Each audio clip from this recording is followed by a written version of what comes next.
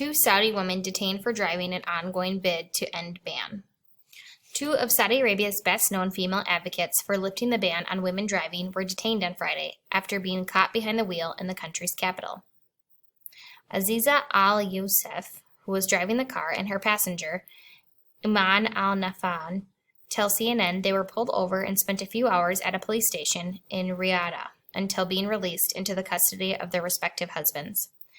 Al-Nafan, one of Saudi Arabia's most prominent bloggers and one of the organizers of the popular October 26 women's driving campaign, said she decided to go for a spin with Al-Yousef to attract more attention to her cause.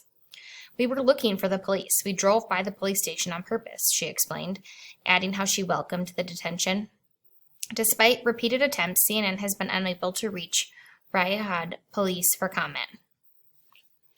Al-Yousef and Al-Nafan, whose tweets as Saudi women, say they have grown tired of waiting for the Saudi government to allow women to drive. "We are sick and tired of waiting to be given our rights," Al-Yousef told CNN. "It's about time to take our rights."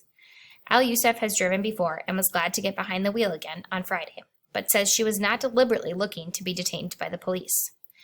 "In a way, it is good for the cause because you'll keep the issue in mind of people.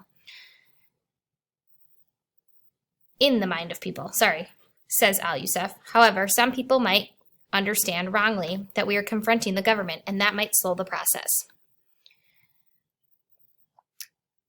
Why Saudi Arabia can't ban women from driving forever.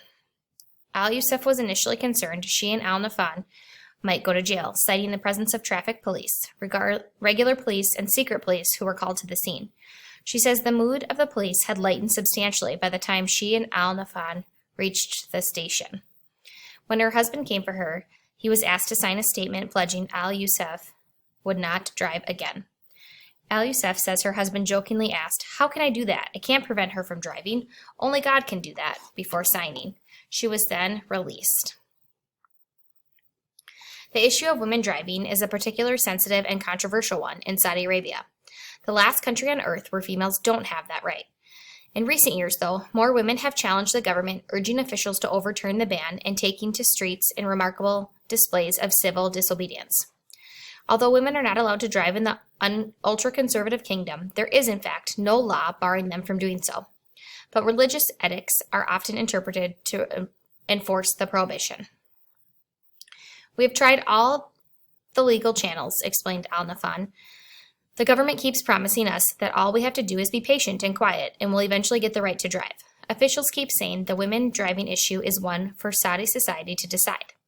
We wanted to prove that really isn't the case and that the only people who really stop us is the police." In May 2011, Manal al-Sharif was jailed for more than a week after posting a video of herself driving in Saudi Arabia online. She quickly became a hero to many and inspired dozens of women to drive throughout the streets of various cities in June of that year. More recently, in September, a website for the October 26 women's driving campaign launched, and within a few weeks, tens of thousands had signed an online petition calling for an end to the driving ban for women in Saudi Arabia. As October 26 approached, numerous women filmed themselves driving in the conservative kingdom and uploaded those clips to sites like YouTube. Opinion: give Saudi women the right to drive. In the weeks leading up to October 26th, one Saudi cleric gave an interview in which he warned that Saudi women who drove risked damaging their ovaries. On October 24th, the country's Interior Ministry issued a statement telling women to stay off the streets. Despite strong opposition by conservative quarters in the kingdom, where a puritanical strain of Islam is October 26 saw dozens of women taking to the streets and driving. The campaign's backers insist the movement is ongoing and has been a success thus far, while its critics say it has failed.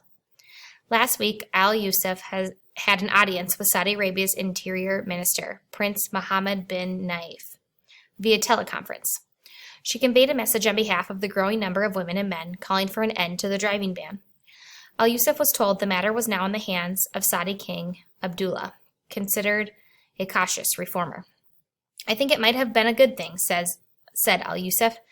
"Before, the government had said the driving issue was a societal issue, but now that it's not an issue anymore, the good thing is now we know clearly that society is not the decision maker." Al-Yousef added, "We are trying to find a way to reach the king now. We have a letter signed by 3,000 plus people asking for permission to allow women to drive, and we want to find a way to get that letter to the king. Al Nafan, who was detained before for the very same offense, says she will continue pushing the envelope, even if that gets her into legal hot water. I wouldn't mind if they prosecuted me, she said. I think it will further the cause. It's good publicity for the cause. To be prosecuted for being a passenger in a car driven by a woman, you can't get more medieval.